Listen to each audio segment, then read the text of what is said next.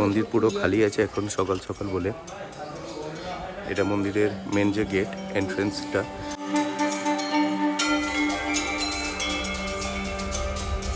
দর্শনার্থী যারা আসেন তারা এখানে ওয়েট করতে পারেন। শিব মন্দিরও এখানে আছে।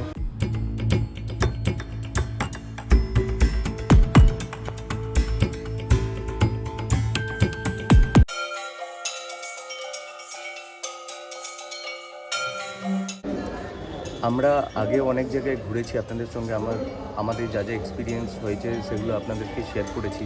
তো আজকে একটা খুব নতুন জায়গা, আমার কাছে তো একটু পুরনো, কিন্তু আপনাদের কাছে হয়তো হতে পারে এটা নতুন জায়গা।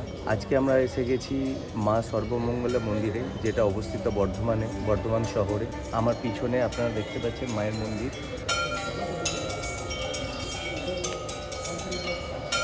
তো চলুন আর টাইম ওয়েস্ট না করে আমরা এই সুন্দর মুহূর্ত যেটা আছে সেটা আপনাদের সঙ্গে শেয়ার করি, মায়ের দর্শন করিয়ে আনি আপনাদেরকে, আর মন্দিরটা ঘুরে দেখাচ্ছি আপনাদেরকে। এখন পুরো মন্দিরটা দেখতে পাচ্ছেন এদিকে আপনারা। মন্দির পুরো খালি আছে এখন সকাল সকাল বলে। এটা মন্দিরের মেন যে গেট এন্ট্রেন্সটা, সেই এন্ট্রেন্সটা আমার সামনে আছে।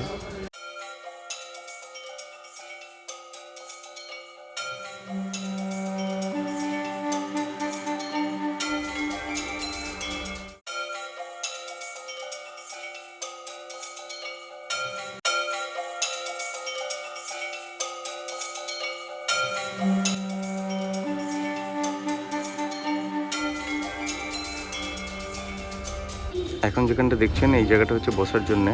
তো দর্শনার্থী যারা আসেন তারা এখানে ওয়েট করতে পারেন। এখানে বসার জন্য সিটিং অ্যারেঞ্জমেন্ট আছে মাটিতেই। মন্দিরটা হচ্ছে আপনার এখানে মন্দির, আর এইখানে হচ্ছে যেখানে আপনার বসার জায়গাটা আছে এটা এখানে আছে। মায়ের মন্দির থেকে বেরোনোর পরে আপনি যেটা প্রথমে দেখতে পাবেন সেই শিব মন্দিরও এখানে আছে। এখানে টোটাল শিব মন্দির নাম দেওয়া আছে রামেশ্বর, মিত্রেশ্বর আর কালেশ্বর। তিনটে শিব মন্দির এখানে আছে।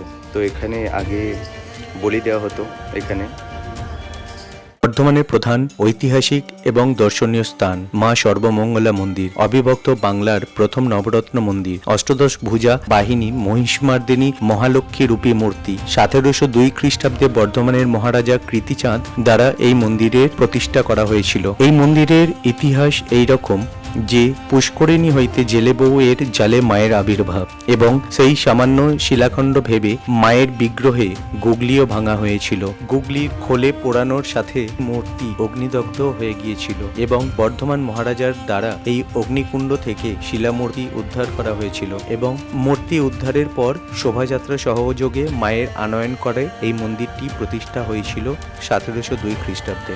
বর্ধমানের সর্বমঙ্গলা মন্দির খুবই জাগ্রত, সেই হিসাবে আমাদের এই বর্ধমানের সর্বমঙ্গলা মন্দির একটি বিশেষ প্রাধান্য পেয়ে থাকে।